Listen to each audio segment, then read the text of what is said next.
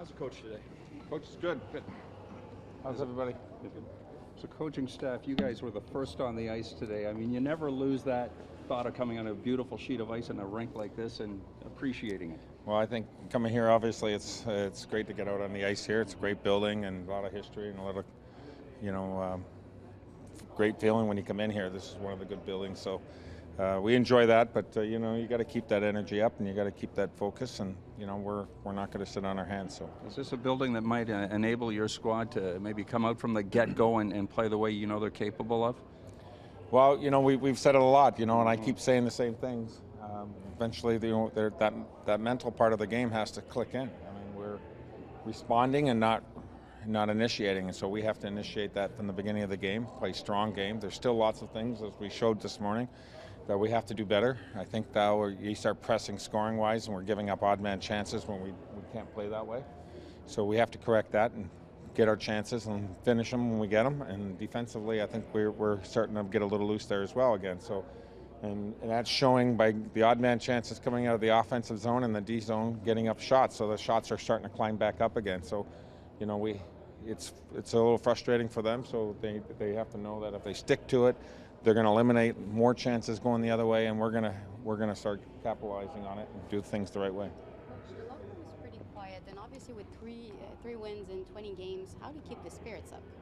Well, that question's been asked a lot in the last month, so it's the same way as I'm going to say all the time. You know, that's part of what we have to do. You know, we have to go back in there. They have to be pros, and they have to respond in a positive way. I mean, we're going to continue to prop them up and get them ready to go, and they have to do their part. They have to hold themselves accountable more and more as we go along. That's going to help with the starts and help with our focus on the bench. When something goes wrong, it seems sometimes that puts us in a low for 5 minutes or so. So you have to rely on them to hold themselves accountable, show that leadership, and you know, this is what we have to do.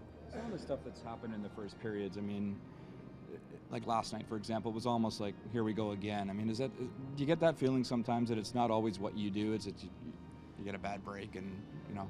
Well, you know, there's no perfect way to answer it. You know, the first goal, I mean, it's kind of just a plain straightforward turnover right in that situation. And you know, we've talked about getting off to good starts, and the way we did start the first shift and a half, I thought, you know, that's exactly what we wanted to do. We wanted to press the forecheck. We wanted to break out of our zone clean. We were doing that. We had possession of the puck that was unforced, and that happened. So, you know, you have to deal with that. You know, there's no hiding from it. There's no running from it. We have to deal with it, and we have to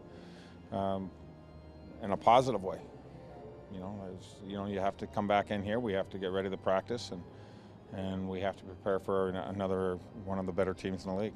Peter, in your assessment, is the hip issue that Cody is playing through affecting his performance? I think he's playing with injuries, and that hip is definitely affecting him for sure. And he's, you know, showing character to fight through it.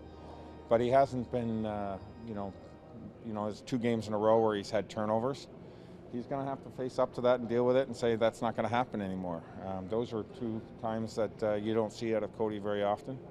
He's usually been one of our more consistent guys, and especially with moving the puck and passing pucks. But you have to know that that's going to respond and affect him some way. So now he has to deal with that again and bear down and buckle down on that and say, I have to be more focused. If the injury is in fact affecting his performance, is there a balance point where if he is a valuable trading asset for this club with just over 2 weeks away, is there a balance point about where minutes and protecting an asset? When you start talking about trading assets and so forth, you're talking to the wrong guy. So, you know, that's a question for Noni and for the other people.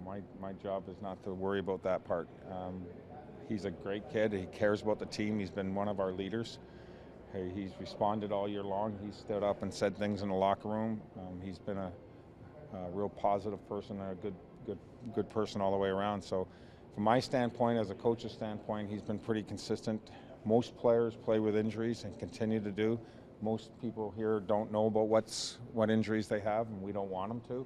We don't want the other team to know. So, you know, you have to, you know, applaud him for that. Like, he's been working through it. It's something he deals with, and you know, he's had it for a while, so it doesn't, you know, it's not just now. So, you know, he's been pretty good all year. Obviously, your work is to help this team win, but from an organizational standpoint, would you would there be an interest into working with guys individually to make at least the players themselves better? Well, we do that every day. Given what hasn't gone well in the last little while, is Saturday night Leafs Habs kind of that instant adrenaline boost, and maybe you take the thinking out of it, and you guys can just kind of go out and play and have some fun? Well, I hope they have that feeling. I mean, that's, playing the Habs is always, one of the highlights coming in the building. It's fun, it's exciting in here, and they're a good team, so it's a great challenge for us to put ourselves up against one of the better teams, and they play a great game. They're well coached. They've got some really good players and skilled, talented, and for us, we like to look at 20% of the other team. We've said that a lot. Randy said that a lot. 20% of the other team and 80% of us, and pay attention to us. And where I see our issues are not the 20% of the other team. It always comes back to the 80% of us. How we handle things, how we were forechecking and it got loose, and how we are giving up the odd man chances, decision making, how we were trying to press and to get the offense, and that was turning into chances going the other way. So we can fix that. And in our zone, we certainly can fix that, and we have at different times. It's the consistency of 60 minutes that we need to shore up.